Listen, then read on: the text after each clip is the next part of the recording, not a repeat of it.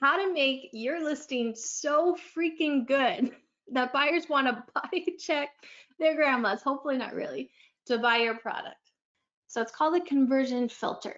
So it's an acronym that stands for 6 different words that really encapsulate a listing that really pops. So let's go over what this conversion filter means, this fun acronym. So the F stands for frustration free. And no, it's not frustration free packaging. It's when you go on a listing, when people look at your listing on Amazon, do they feel frustrated? And a lot of times I will say we can get too close to something.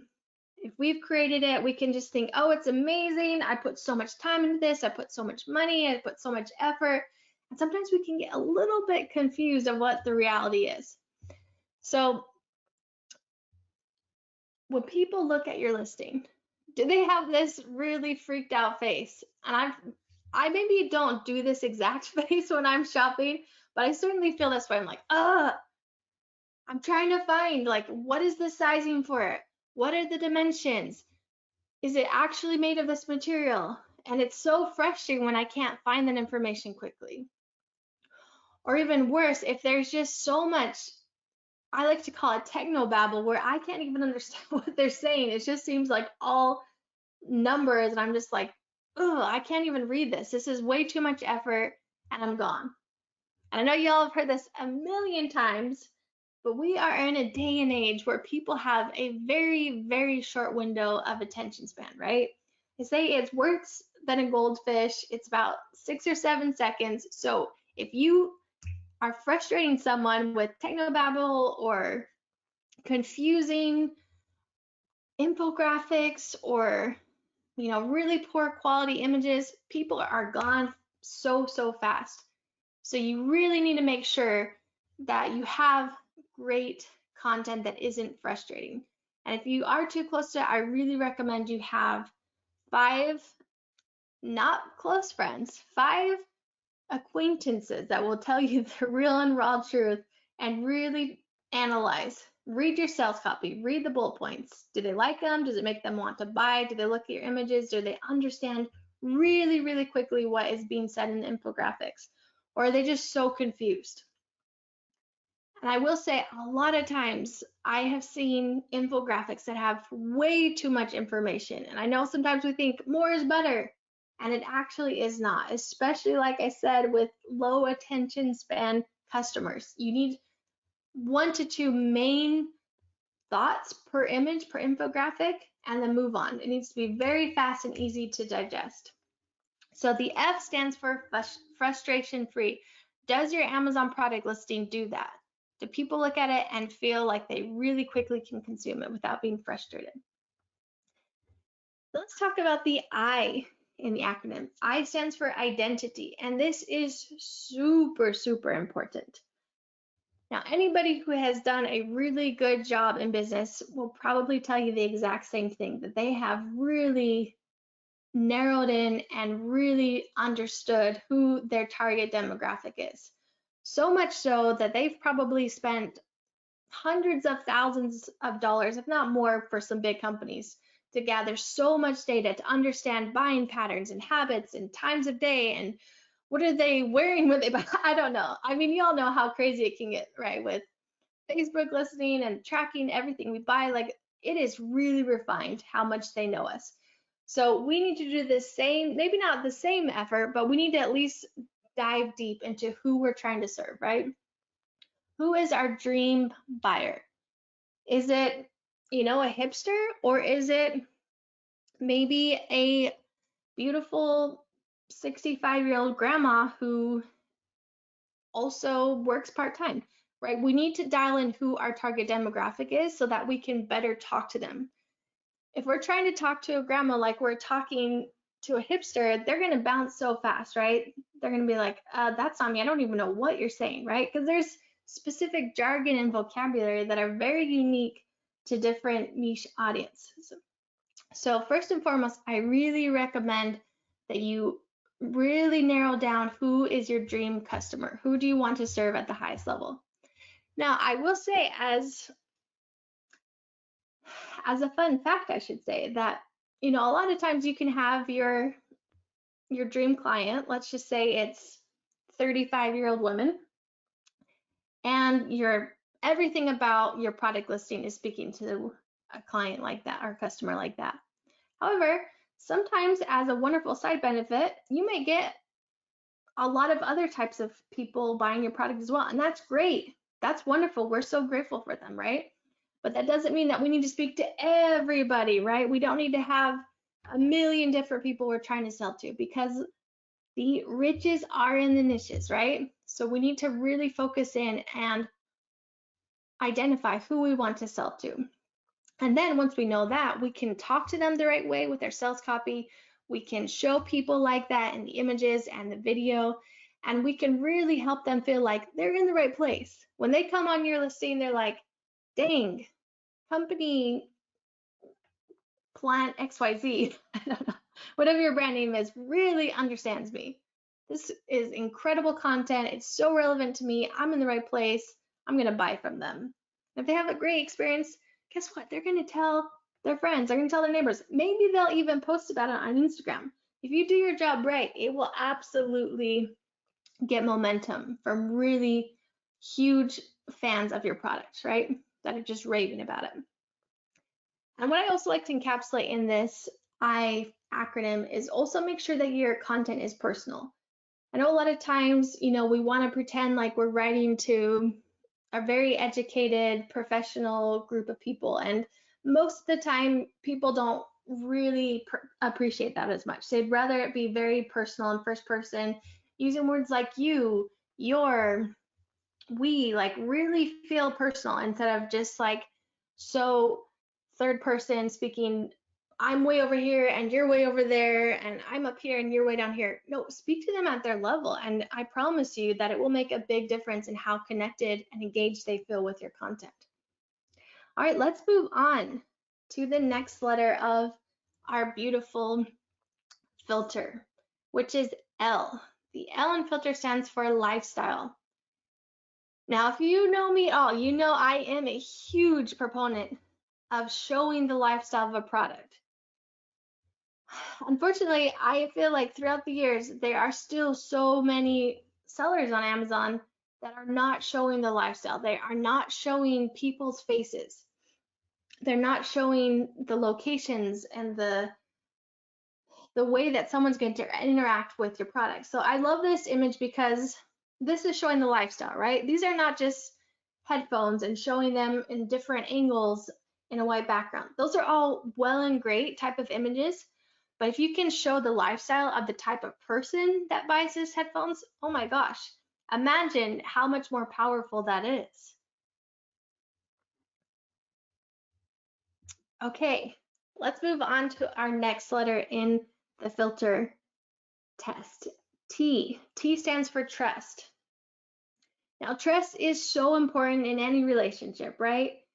Friendships, romantic relationships, business relationships, but especially, not especially, I can't say it's more important, but I should say as well as in your customer relationships, right? You need to build trust with your customers. They need to be able to feel like they can trust you, especially before they put their money down. This is going to help them feel confident and create that feeling of certainty. They're like, okay, I'm dealing with a brand who really gets it, who really understands me, and I feel like I'm okay to trust them, that I'm willing to put my money where my mouth is and buy their product. Now, trust can be created in several different ways. And obviously, the biggest one is having a lot of really good reviews, right? A lot of times when we see a product that has 1,000 5-star reviews, we're like, okay, people like this product. Like I said, we all have that herd mentality. We're like, we want to go where the masses are, right? So if we see that people like it, and a lot of people like it, then we're like, okay, we're in the right place.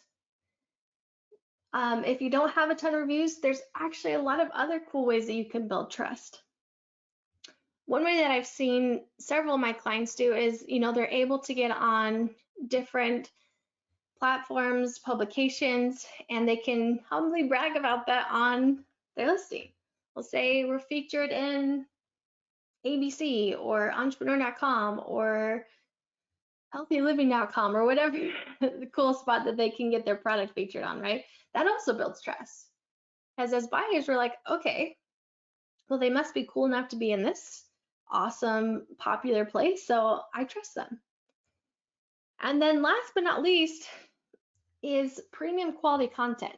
Now, for me as a buyer, I absolutely look for people that are doing it right with good content because I know that they believe in their product enough that they're not just slopping together their homemade images and writing some sales copy themselves, that they've actually invested, that they think I have something special here. So how am I going to treat this product? I'm going to treat it really well. I'm going to give people the best possible experience with it.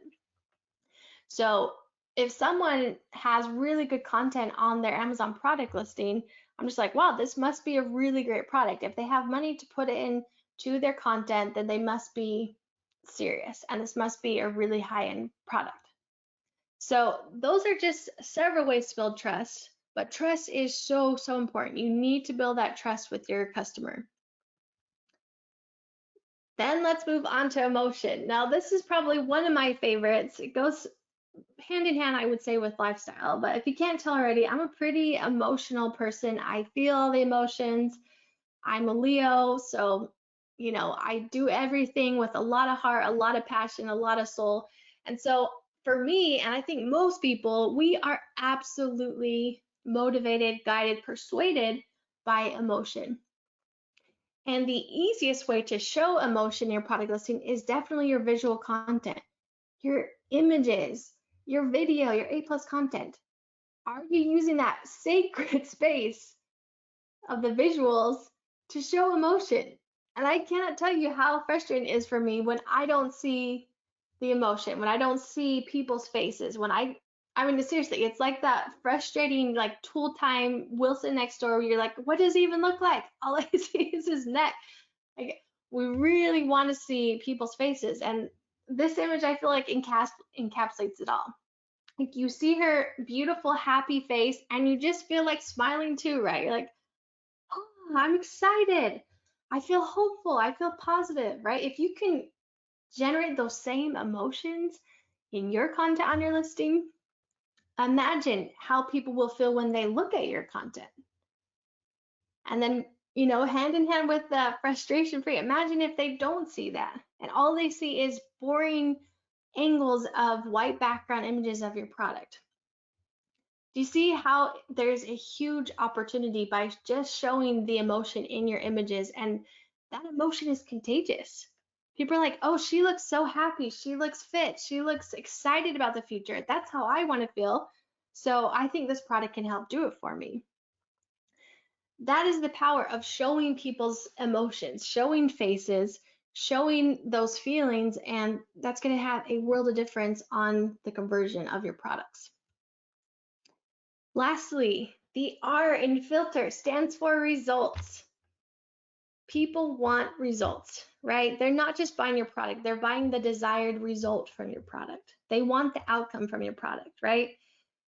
So this is an example of a before and after, right? And I can tell you, I am one of those people that absolutely love results. And I'm a huge fan of actually a beauty company who doesn't have a ton of reviews on their listings. I'm actually shocked because their products are so good, their content is so good, but they do show incredible results. And I'm like, yes, that's exactly what I want. If they don't have a ton of reviews, I want to at least see the results. And if you can show the results, that is money. That literally is money in your pocket because people want the desired outcome. They want to feel like I'm going to spend this money and I'm going to get this result. So obviously this is an easy example for something like this, a beauty product, but this applies to so many things. Imagine if it's, okay, I'm in my office right now, so imagine if it's a home decor product, right? And you could show the space before and after the product is added and the difference it makes to the room. Or maybe it's an organization product, the before and after of how it looks cleaned up and organized. Or even just you know, the feel and the emotion kind of shows that results as well. So think of the results in mind, and everything in your listing needs to communicate that end result that they want to have. If it is something as simple like a lamp, what is the result they're wanting to get with the lamp? Is it the home decor? They want it to look beautiful and chic on their desk? Is it that they want to get brighter light? Like really dive deep and to think about what that desired outcome is, and then speak to that in your listing with images, with the sales copy, with every part of your listing. All right, filter content works to sell anything. Whether you're selling tools or decor or kitchen items or food or clothes or beauty products or whatever else you can think of, if you meet those 6 words in filter acronym, if you can do all 6 of those things, then you can sell anything and you can sell a lot.